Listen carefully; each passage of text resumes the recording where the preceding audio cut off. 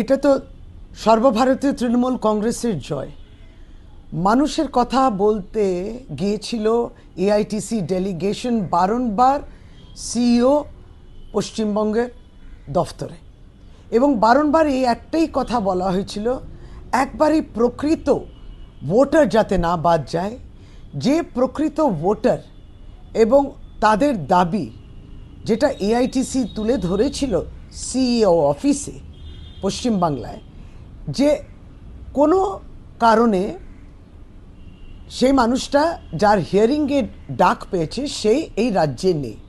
এখন কারণ কি হতে পারে? এমনও হতে পারে পরিযায়ী শ্রমিক, ছেলে মেয়েরা পড়াশোনা করছে বাইরে, এই রাজ্যের বাইরে, কিংবা ছেলে মেয়েরা কাজ করছেন এই রাজ্যের বাইরে, কিংবা কোনো কারণে সেই ভোটার এখানে রাজ্যের বাইরে গেছেন হয়তো কোনো চিকিৎসার জন্যে।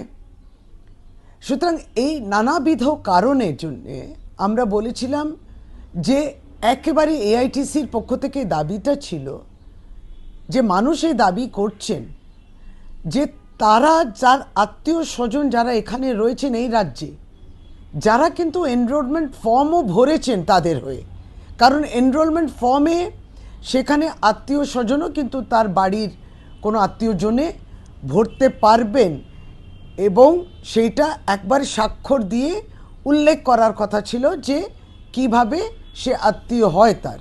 তো ওই অবধি ওই ফর্মেও যারা ভরে দিয়েছেন, তারপর যখন হিয়ারিং ডাক পড়ছে তাহলে সেই মানুষটা এখানে নেই, যখন আমি ফর্ম ভরতে পারছি না তাহলে তার হয়ে আমি হিয়ারিংয়ে অ্যাপিয়ার করতে পারি না কেন?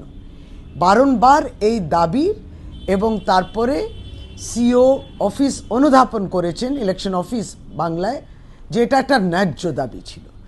সর্বভারতীয় তৃণমূল কংগ্রেস সবসময় ন্যায্য কথা এবং যুক্তি সহকারে এ কথাটা বলে, এবং যথার্থভাবে ভোটার হেনস্থা যাতে না হয়। কারণ যারা এই রাজ্যের বাইরে আছেন, পরিযায়ী শ্রমিক কিংবা কর্মক্ষেত্রের জন্যও তারা বাইরে রয়েছেন, না তারা ছুটি পাচ্ছিলেন, না তাদের কাছে সেই আর্থিক সম্বল আছে যে এত খরচা করে তারা শুধুমাত্র হিয়ারিং করার জন্যে এই রাজ্যে আসবেন আবার ফিরে যাবেন। ঠিক সেইভাবে স্টুডেন্টরাও যারা পড়াশোনা করতে আছেন বাইরে, হয়তো তারাও কিন্তু আসতে পারছিলেন না। তাদের জন্যে এই সুবিধে যাতে করতে পারে ইলেকশন অফিস, এই দাবিটা আমরা বারংবার তুলেছিলাম।